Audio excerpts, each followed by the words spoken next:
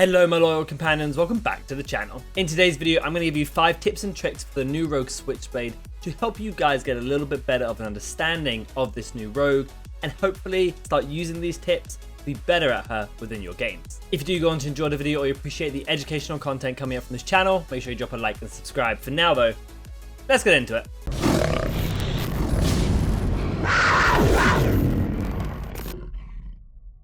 Okay, so Switchblade is the newest rogue to enter Rogue Company just last week, and I've been playing her so much since she dropped. She's a lot of fun, and she is incredibly good currently within the game, so much so that she might even get tuned down in the near future. However, she's so much more than just shooting your rocket launcher at someone and setting them on fire. There is a lot mechanically that goes into her, and these 5 tips will help you unlock a little bit more of her potential past just using that RPG. I'm going to kick it off with tip number 1, which is something that I use all the time with her and I do not see most Switchblades doing, and that is utilizing her passive properly. Switchblade's passive means that when she uses a gadget or ability, she gets a burst of movement speed. This is a pretty good burst of movement speed and can help you get to some locations a little bit faster or run around your enemies to quickly reposition. What you'll see me doing a lot when I play Switchblade is often buying something like a flashbang really early on and just throwing it as soon as I land, as soon as I respawn, to get a bit of movement speed to get back into the fight quicker.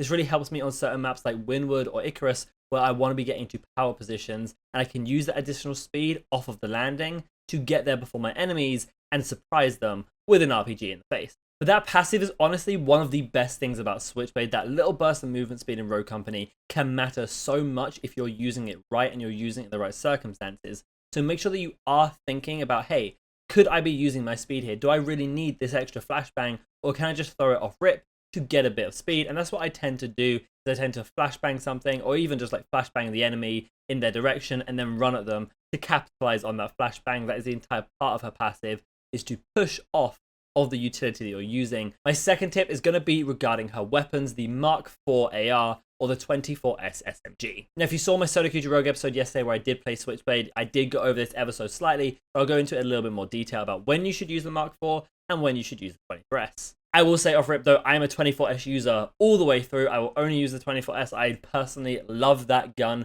so it's pure personal preference to me to use that. I feel really comfortable on it from being a Lancer player for so long. So I am going to be using the 24S almost exclusively personally. That doesn't mean that you have to. Both the Mark IV and 24S are great in their own right. The 24S particularly being a great SMG for close range engagements, and also having some good recoil control on that tier 3 upgrade now, which means it can beam at range as well, as long as you can control that recoil.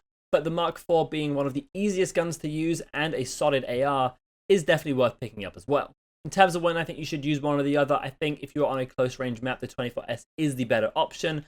And if you're on a longer range map, the Mark IV is a better option. In probably 70% of the situations, I would be opting for the Mark IV. If I was going pure strategic, I think that gun is really, really good at beaming at range and is the easiest and most forgiving gun to use in the game recoil control wise. So it's definitely worth picking up. However, if you are more of a get in, rush people, and just frag out kind of player, I think the 24S is actually the better option. You just have to be able to manage the low bullet count and low magazine size that weapon has. And kind of in the same line, tip number 3 is talking about perk priority, which perks you should be buying on Switchblade. Now, this is actually very different if you're talking about respawn modes such as King of the Hill or TDM, or whether we're talking about one life modes such as Demolition. We'll start with the respawn modes because they are the most recent to be added to the game and kind of the ones people are playing the most. And in respawn modes, I would usually opt for the 24S and a piece of utility off rip. But then the first perk that I'm buying in my first purchase at all on these respawn modes is Replenish. The 24S eats through bullets and you need to get Replenish as soon as possible. Using the Mark IV is not as much of an issue, but I don't think the Mark IV is as good for respawn modes, so I would opt for the 24S. However, if you are doing that, you need Replenish. It is so vital to get Replenish, and then you're looking to get Life Drain as your next perk priority afterwards, because that will really help your survivability, and those two perks hand in hand mean that you'll start rolling through kills really quickly. If we move on to one life modes though, the engagements don't tend to be as hectic, so it is a little bit different. I'd actually opt for your first perk purchase to be Tenacity, and then opting for Bounce Back whenever you can as well. I think those 2 perks are a better core perk kit for her, rather than Life Drain or Replenish off rip. I don't think you need them as much, but then you should opt for Replenish and Life Drain later on in the rounds, especially if you are solo carrying and you are kind of having a bit of a tough fight and having to fight multiple people. That can just give you a bit of breathing room in terms of reload and health.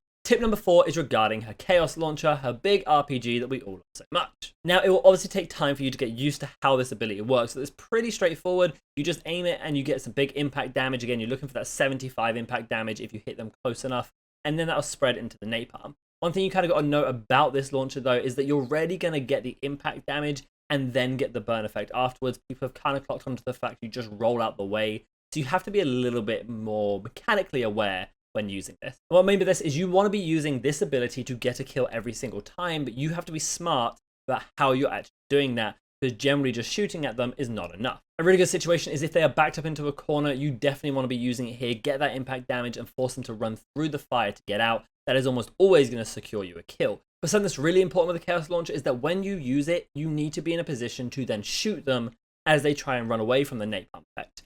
It is so important that you always capitalize on a kill with the Chaos Launcher. It is what it's there for. It has such great kill pressure, but you have to be able to secure the kill, and often that's going to mean shooting somebody as they're trying to run away.